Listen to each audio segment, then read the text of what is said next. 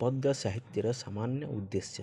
ସଂସ୍କୃତ ସାହିତ୍ୟର ଶ୍ଲୋକଗୁଡ଼ିକ ଅତି ଉଚ୍ଚମନା ଏବଂ ବିଶ୍ଳେଷଣାତ୍ମକ। ଅଭିଜ୍ଞ ବିଦ୍ୱାନ୍ ଦୂରଦର୍ଶୀ କବିମାନଙ୍କର ଉଦାହରଣ ଚେତନା, ଭାବାବେଗ ତଥା ସୌନ୍ଦର୍ଯ୍ୟବୋଧ ଜ୍ଞାନ ସେମାନଙ୍କର କବିତା ଗୁଡ଼ିକରେ ପ୍ରତିଫଳିତ ହୋଇଛି। କାବ୍ୟ କବିତା ଚର୍ଚ୍ଚାରୁ ଛାତ୍ରମାନଙ୍କର ମାନସ ପଟରେ କବି ପ୍ରତିଭାର ସ୍ଫୁରଣ ହୋଇଥାଏ। ନୂତନ ଜ୍ଞାନ ପ୍ରତ୍ୟୟ ଓ ସମୟୋପଯୋଗୀ ଧାରଣା ପାଇଁ ଛାତ୍ରମାନେ ସୁବିଧା ସୁଯୋଗ ଆଶା କରନ୍ତି।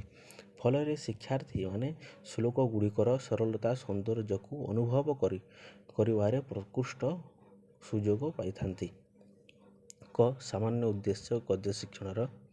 ସ୍ୱର ଗୁରୁ ଲଘୁ ବର୍ଣ୍ଣର ସଠିକ୍ ଉଚ୍ଚାରଣ କରି ରସ ଗ୍ରହଣ ନିମନ୍ତେ ବିଦ୍ୟାର୍ଥୀମାନଙ୍କୁ ସମର୍ଥ କରାଇବା। ଶ୍ଲୋକାନ୍ତ ଓ କୌଣସି ପଦକୁ ଆଧାର କରି କଣ୍ଠସ୍ଥ କରିଥିବା ଶ୍ଲୋକକୁ ଆଗ୍ରହର ସହିତ ଗାନ କରିବା।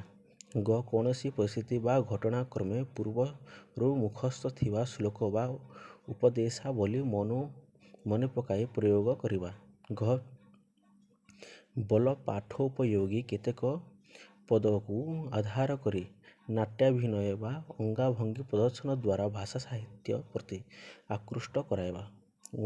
ବାଳକମାନଙ୍କ ମନରେ ବାଲ୍ୟକାଳରୁ ଶ୍ଲୋକାବୃତ୍ତି ଗୀତାବୃତ୍ତି କରାଇ ଭାରତୀୟ ଐତିହ୍ୟ ପରମ୍ପରା ଓ ସଂସ୍କୃତି ଆଡ଼କୁ ଦୃଷ୍ଟିପାତ କରାଇବା।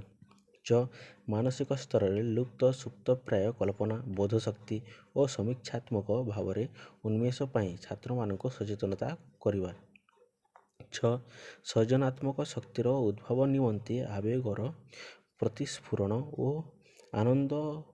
ଆନନ୍ଦାନୁଭୂତି ସୃଷ୍ଟି କରି ମନରେ ବସୁଧୈବ କୁଟୁମ୍ବକମ୍ ଚେତନା ସୃଷ୍ଟି କରିବା।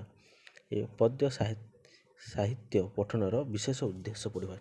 ସାହିତ୍ୟ ସଙ୍ଗୀତ କଳା ବିହୀନ ସାକ୍ଷାତ୍ ପଶୁପୁଚ୍ଛ ବିଷାଣହୀନ ସଙ୍ଗୀତ ବା ପଦ୍ୟ ସାହିତ୍ୟ ମାନବ ସମାଜକୁ ପରମ ଆନନ୍ଦ ପ୍ରାପ୍ତି ଆଡ଼କୁ ନେଇଥାଏ। ସୀମିତ କ୍ଷେତ୍ରରୁ ଅନନ୍ତ ମହାକାଶର ଉଦାର ଭାବ ପ୍ରତି ପ୍ରାଣୀକୁ ଦିଗ୍ଦର୍ଶନ ଦିଏ।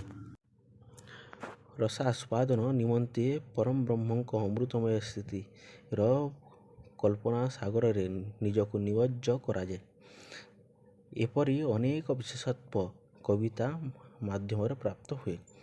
କାଳିଦାସ ପ୍ରଭୃତି ବିଶ୍ୱବିଖ୍ୟାତ କବିମାନଙ୍କ ଜୀବନାବଳୀର ଚମତ୍କାରିତା ବିଷୟରେ ସମ୍ୟକ୍ ଧାରଣା ପ୍ରଦାନ କରିବା।